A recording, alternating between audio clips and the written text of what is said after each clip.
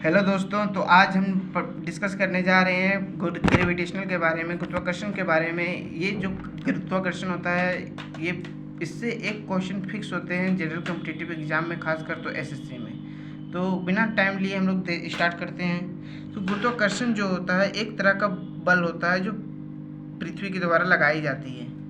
Gravitational क्या है? एक प्रकार का फोर्स है। तो गुरुत्वाकर्षण के बारे में, ये जो फोर्स है इसके बारे में किसी ना किसी व्यक्ति ने उसको तो सबसे पहले बताया होगा। तो उस व्यक्ति का नाम न्यूटन है। न्यूटन ही है जो सबसे पहले ये बताया कि भाई ये तो गुरुत्वाकर्षण होता है जो कि किसी ना किसी पे लगता है। पृथ्वी द्वारा किसी वस्तु को अपनी ओर आकर्षित करते हैं। पृथ्वी किसी वस्तु को अपनी ओर मान लेते हैं कि ये अर्थ है, और ये आकर्षित करता है सभी वस्तुओं को अपनी ओर। जैसे ये हमें भी अपनी ओर आकर्षित करके रखा हुआ है। जितने हम अपने आसपास की चीज़ें देखते हैं ये आकर्षित किए हुए हैं। इसके अलावा ये जो फोर्स लगाता है ये चंद्रमा पर, सन पर और अपने आसपास के कुछ ग्रहों पर और कुछ छोटे छोटे उल्का पिंडों पर भी लगाता है। तो ये हो गया गुरुत्वाकर्षण बल। यानी कि टोटली कहने का मतलब ये हो गया कि गुरुत्वाकर्षण जो बल है इसके बारे में सबसे पहले किसने बताया? न्यूटन ने। तो गुरुत्वाकर्षण बल क्या है? पृथ्वी द्वारा लगाई जाने वाली फोर्स है। अब गुरुत्वाकर्षण बल जो होता है एक आकर्षण बल होता है। कहने का मतलब ये हुआ कि गुरुत्वाकर्षण बल दो तरह के होते हैं। एक आकर्षण बल होता है, एक प्रतिकर्षण बल होता है। आकर्षण बल क्या हो गया कि आकर्षण बल जो है ये अपनी ओर वस्तुओं को खींचता है, और प्रतिकर्षण बल क्या हो गया कि ये जो है अपने से दूर किसी वस्तु को भेजता है। मान लिए कि ये एक वस्तु है, इस वस्तु को ये अपनी ओर खींचेगा, ये अपनी ओर खींच रहा है इसको। ये वस्तु धीरे धीरे धीरे धीरे बढ़ के इसके पास आ जाएगा। इसको कहेंगे आकर्षण बल। और प्रतिकर्षण बल क्या हो गया कि ये वस्तु है, इस पे फोर्स लगाया, इस वस्तु पे फोर्स लगाया और ये चल गया दूर, तो इसको कहेंगे प्रतिकर्षण बल। जैसे हम लोग गाड़ी को जब कभी रास्ते में जब गाड़ी ख़राब हो जाती है तो क्या करते हैं? धक्का देते हैं। मान लेते हैं कि ये गाड़ी है और यहाँ पर धक्का देते हैं हम लोग पीछे से कि भाई तू आगे चल जा, तो ये गाड़ी आगे चल जाती है। तो ये हो गया प्रतिकर्षण बल हमारा, हम इसे अपने से दूर कर रहे हैं। और आकर्षण बल क्या हो गया? इसको हम अपनी ओर खींचेंगे, तो ये हो गया आकर्षण बल। आकर्षण का कहने का मतलब ही हो गया खींचना। तो गुरुत्वाकर्षण बल क्या होता है कि पृथ्वी सभी वस्तुओं को अपनी ओर खींचती है। तो पृथ्वी जो होती है वस्तुओं को आकर्षित करती है। तो जिस बल से पृथ्वी वस्तुओं को अपनी ओर आकर्षित करती है उस बल को हम लोग कहेंगे क्या? गुरुत्वाकर्षण बल।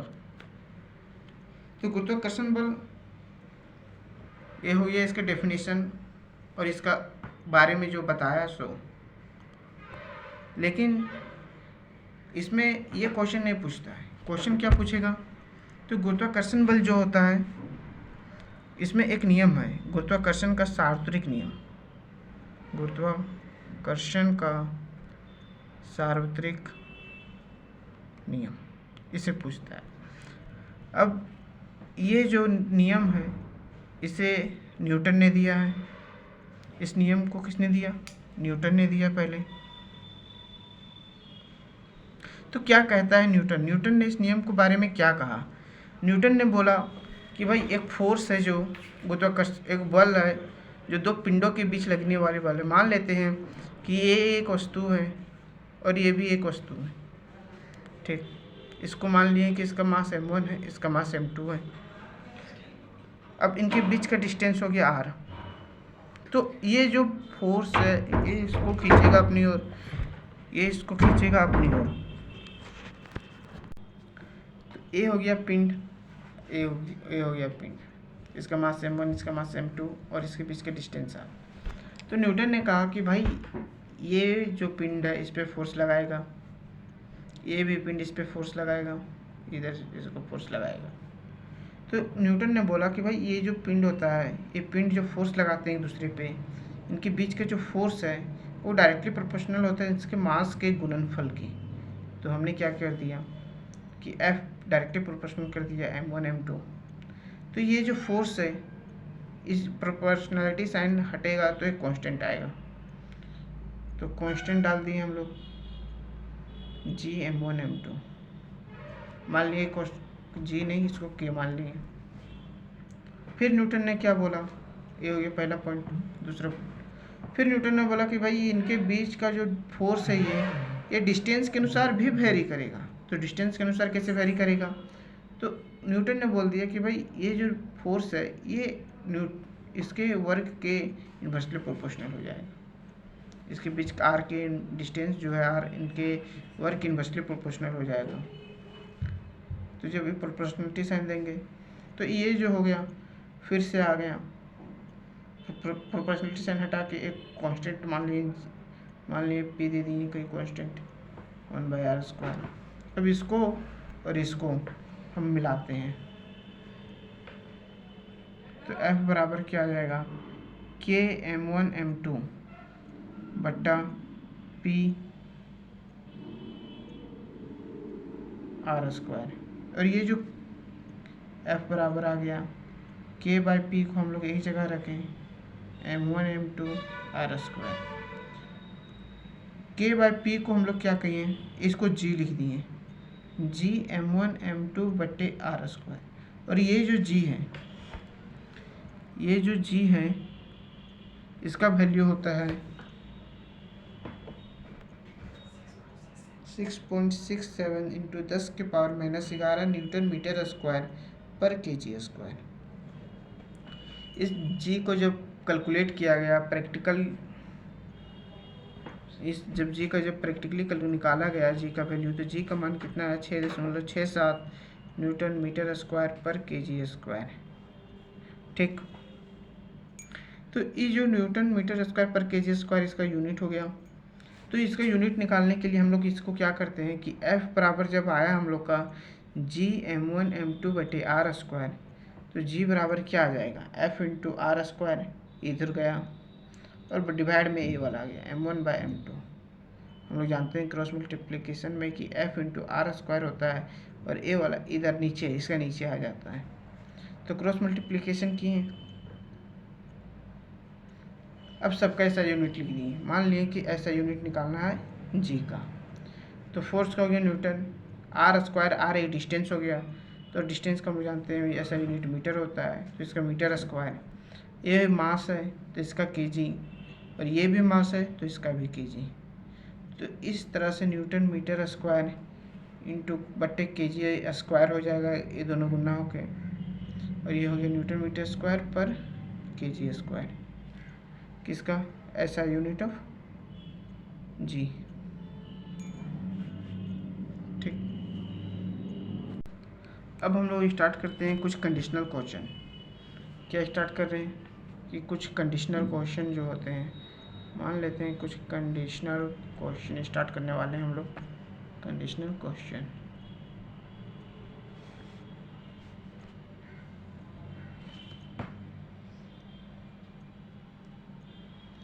मान लेते हैं कि एक फोर्स है, इसे हम लोग पढ़ चुके हैं कि F बराबर हो गया g m1 m2 बट्टे r²। और g का वैल्यू तो हम लोग को पता है 6.67 गुने 10⁻⁻11 न्यूटन मीटर स्क्वायर पर kg²। ये जो g का मान है ये हमेशा कांस्टेंट रहता है, हर जगह कांस्टेंट रहता है। एग्जाम में क्या करेगा, आपको पूछ देगा कि इनमें से कौन सा स्थिर रहता है, कांस्टेंट रहता है, और एक ऑप्शन में दे देगा P, दूसरा दे दिया B, G, C में दे दिया G, D में दे दिया K। तो G का मान हमेशा कांस्टेंट रहता है। ठीक, तो इसमें हम लोग क्या करते हैं कि मान लेते हैं कि इसमें हम लोग क्या क्या कर सकते हैं। हो सकता है कि ये तो कांस्टेंट हो गया, इसकी बात ही नहीं करनी, ये हो गया मास, ये हो गया मास। हम क्या कर सकते हैं कि मान लिए कि ये एक पिंड है और ये एक पिंड है। अब हम इस पिंड को स्थान पर दूसरा पिंड लाएं जिसका मास इससे चरगुना था। या फिर हम क्या कर सकते हैं, इसके स्थान पर कोई पिंड ले आएं जिसका मास इससे 2 गुना चरगुना रहेगा। या फिर ये नहीं करेंगे तो दोनों को चेंज करेंगे और दोनों का मास चेंज हो जाएगा। या फिर इसके बीच का डिस्टेंस वेरी कर सकते हैं, हम लोग इसको वेरी कर सकते हैं। तो क्वेश्चन क्या पूछता है कि मास को अगर हम चरगुना कर दें, मास को अगर हम चरगुना कर दें तो दोनों वस्तुओं को लगाया गया बल क्या होगा।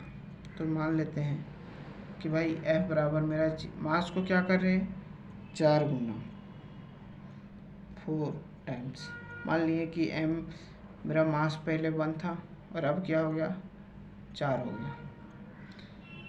तो mg m1m2/r² होता है।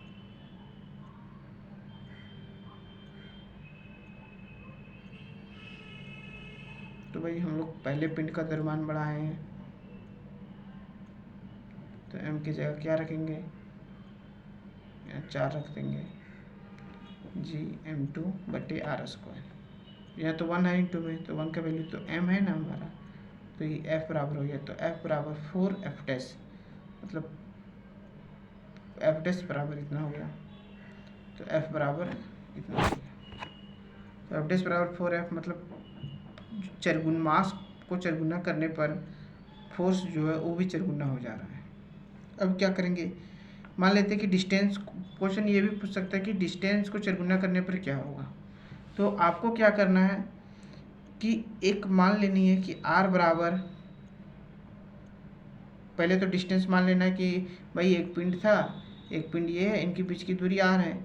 तो अब क्या, ये पुराना वाला डिस्टेंस था, अब नया वाला डिस्टेंस क्या कर दिया है 4r कर दिया। तो भाई पहले वाली जो फोर्स होगी ये g m1 m2/r² हो जाएगा, और अब की जो फोर्स होगी ये क्या होगा g m1 m2/16r²। ये नया वाला डिस्टेंस r जो है ये 4r हो जाएगा यहाँ पर। ये नया वाला फोर्स से मान लीजिए F' ये नया वाला है। तो इसको अगर हम रख दें 1/16 इधर कर दें तो यहाँ बच जाएगा g m1 m2/r², यानी कि ये वैल्यू। तो ये वैल्यू क्या हो गया, एक F हो गया। इसका मतलब क्या होगा कि अगर डिस्टेंस को चरगुना करेंगे तो फोर्स 1/16 गुना हो जाएगा। तो इसी तरह से कह सकता है कि भाई 2r ले ले, तू नया वाला चेंज कर ले 2r से। तो आप यहाँ पर 2r रखोगे तो 4r आ जाएगा और 1/4 हो जाएगा।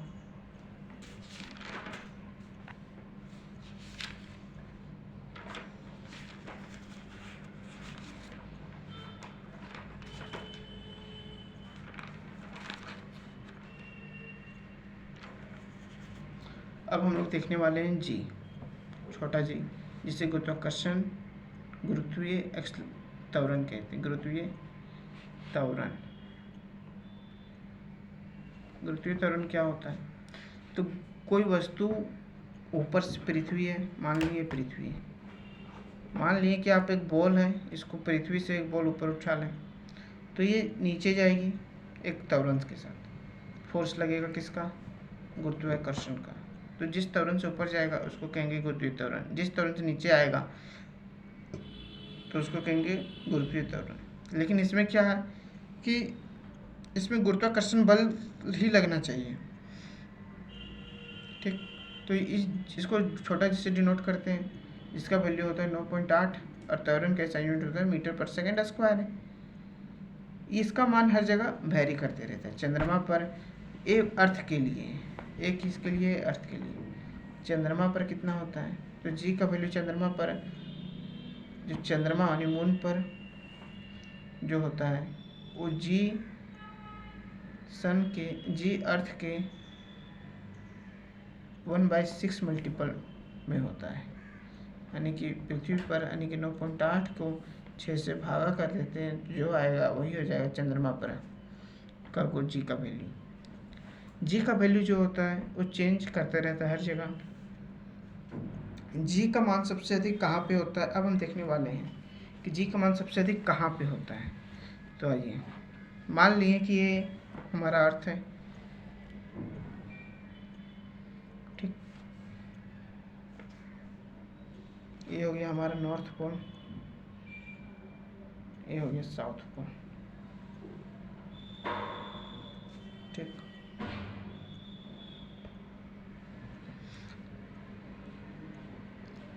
और ये हो गया मेरा विषुवत रेखा।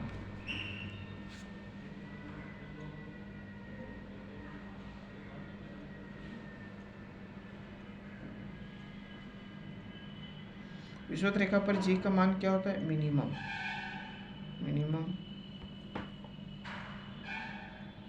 और यहाँ पर जी का मान क्या होता है, मैक्स। जी का मान मैक्सिमम। यहाँ पर भी जी का मान क्या होगा, मैक्सिमम। यानी कि बोलने का मतलब है यह कि पोल पर जी का मान क्या होगा, मैक्सिमम, और इक्वेटर पर क्या हो जाएगा, तो मिनिमम, ठीक।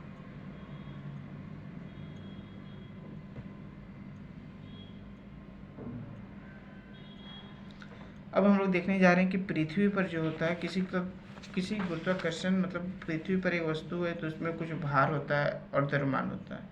तो द्रव्यमान जो होता है, द्रव्यमान और भार की मैं बात कर रहा हूँ, तो द्रव्यमान की मैं बात करूँ पहले और भार में अंतर की बात कर लेता हूँ थोड़ा सा। तो द्रव्यमान जो होता है ये कांस्टेंट रहता है हमेशा, लेकिन भार जो होता है वो बदलते रहता है। क्यों बदलता है, ये वेरिएबल रहता है। क्यों बदलते रहता है, तो ये इसलिए बदलते रहता है क्योंकि यहाँ ये डायरेक्ट हम लोग भार निकालने के लिए फॉर्मूला जानते हैं, W बराबर mg। m क्या हो गया, मास। इसका W जो है वो डायरेक्ट, m तो कांस्टेंट है, कांस्टेंट हटेगा तो डायरेक्टली प्रोपोर्शनल का साइन आएगा g का, यानी W directly proportional to g हो गया। जब W directly proportional to g हो गया तो, और हम लोग जानते हैं g का मान वेरिएबल होता है, तो भार क्या होगा, वेरिएबल हो जाएगा। अब हम लोग देखते हैं बहुत सारे केस। मान लीजिए कि एक वस्तु है और इसको हम कहाँ लेते गए, तो इसको लेते जा रहे हैं हम लोग कहाँ, ध्रुव पर कहाँ, इधर नॉर्थ पोल साउथ पोल में, ग्लोब में नॉर्थ पोल साउथ पोल में लेते जा रहे हैं ध्रुव पर। तो इसका वेट बढ़ जाएगा, क्यों, तो क्योंकि यहाँ पर जी का मान मैक्सिमम होता है। पोल पर हम लोग पढ़ चुके हैं कि जी का मान मैक्सिमम होता है, जी का मान मैक्सिमम होता है। तो डब्ल्यू का मान भी जी पर, डब्ल्यू का मान भी पोल पर मैक्सिमम हो जाएगा। इक्वेटर पर पढ़ चुके हैं कि जी का मान मिनिमम होता है, जी का मान मिनिमम होता है, तो डब्ल्यू का मान मिनिमम हो जाएगा इक्वेटर पर।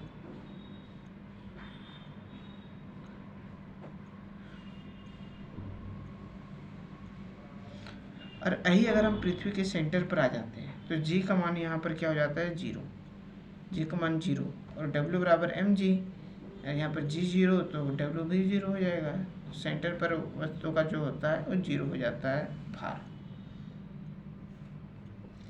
अब थोड़ा हम लोग लिफ्ट की चर्चा कर लेते हैं। लिफ्ट वाली भी क्वेश्चन पूछी जाती है एग्जाम में अक्सर।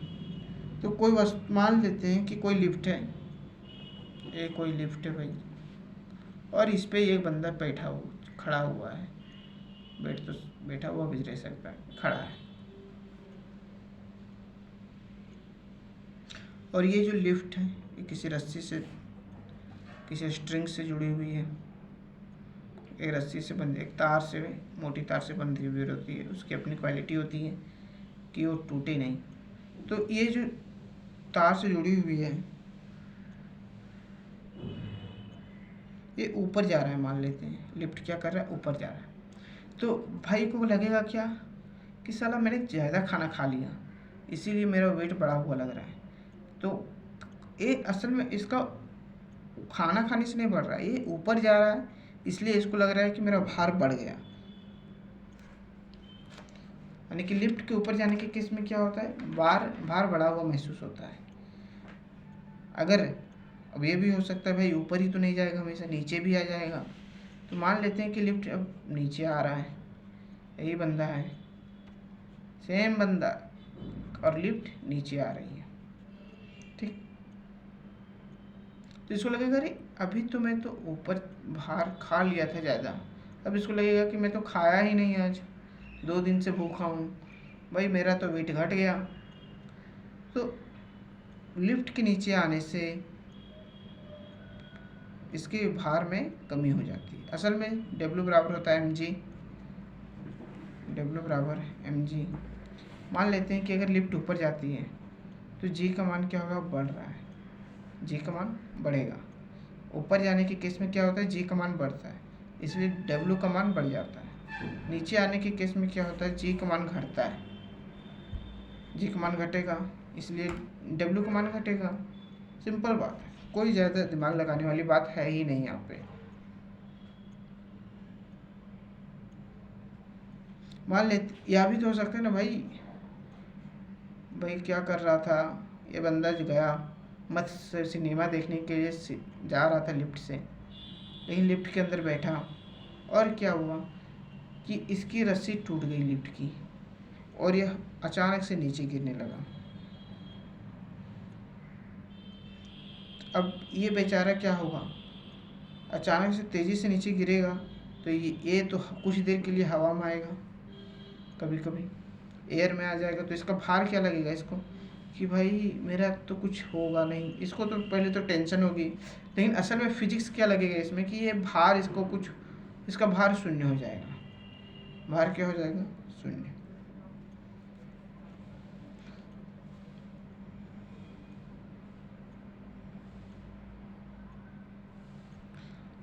अच्छा, एक ऐसा भी केस होता है इसमें कि भाई लिफ्ट में बैठा हुआ है और ये यहाँ पर खड़ा हुआ था, तो ये अचानक ऊपर से गया, ऊपर माथे में जाके इसको लग गया। कभी कभी ये केस देखने को मिलता है।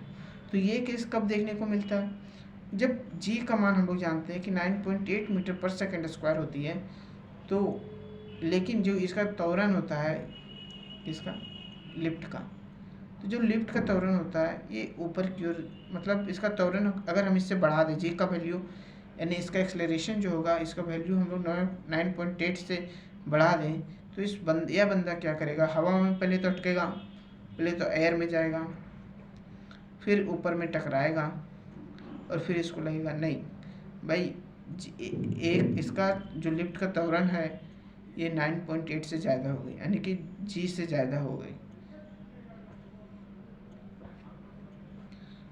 तो ये हो गया हमारे लिफ्ट वाले क्वेश्चन। इससे ज़्यादा क्वेश्चन एग्जाम में नहीं आने वाले हैं, खास करके तो एसएससी के एग्ज़ाम में, और भी डिफेंस के जो एग्ज़ाम होते हैं उसमें नहीं आने वाले। एक हम लोगों ने सुन रखा है, क्या जानते हैं, प्लायन वेव। थोड़ा इसके बारे में कर लेते हैं। प्लायन वेव के बारे में सुने हैं हम लोग। तो प्लायन वेव होता क्या है, प्लायन वेव कुछ नहीं होता है। मान लिए कि हम लोग पृथ्वी है, ठीक, इस पृथ्वी में क्या होगा भाई, इस यहाँ पर मैं खड़ा हूँ मान लेते हैं, या फिर मान लेते हैं यहाँ पे आप खड़े हो, आप खड़े हो पृथ्वी पे, पृथ्वी की ज़मीन पे आप खड़े हो अपने छत पे, और एक बॉल उठाई आपने, क्या उठा ली, आप एक बॉल उठा लिए। ये मान लिए कि आपका छत है और आप यहाँ पे खड़े हो, ये आपकी घर, ये खिड़की, और आप यहाँ पर खड़े हो, ठीक। अब आप क्या करोगे, एक बॉल उठाओगे, एक बॉल उठाए और फेंक दिए। आपने क्या देखा कि बॉल नीचे गिर गई, लेकिन आप चाहते हो कि ये बॉल नीचे आ ही ना। क्यों आएगी भाई, नीचे मैं फेंक रहा हूँ तो मेहनत करके फेंक रहा हूँ कि ऊपर चल जाए, नीचे आ जा रही है, ये गलत बात है। तो अगर आप ऐसा चाहते हो कि ये ऊपर में ही रहे, नीचे आए ही ना, तो इसे 11.2 किलोमीटर पर सेकंड की स्पीड से फेंकना पड़ेगा। यानी कि 1 सेकंड में 11.2 किलोमीटर डिस्टेंस ट्रेवल करना पड़ेगा बॉल को, तब जाके ये पृथ्वी के वायुमंडल से बाहर निकलेगी और फिर वापस नहीं आएगी। वहाँ पर जी तो होता नहीं, कुछ गुरुत्वाकर्षण बल कार्य नहीं करता, तो वो वहीं पे घूमते रह जाएगी। और इसी वेग को कहा गया है प्लायन वेग। इस वेग को कहा गया है प्लायन वेग। और प्लायन वेग क्या हो गया कि जिस वेग से हम वस्तु को फेंकते हैं और वो वापस नहीं आती है, ऊपर ही रह जाती है, तो उसको कहते हैं प्लायन वेग। और इसका वैल्यू होता है 11.2 किलोमीटर पर सेकंड। आज के लिए यहीं तक। Thank you. अगर मज़ा आया हो तो लाइक करें, सब्सक्राइब करें और शेयर भी करें।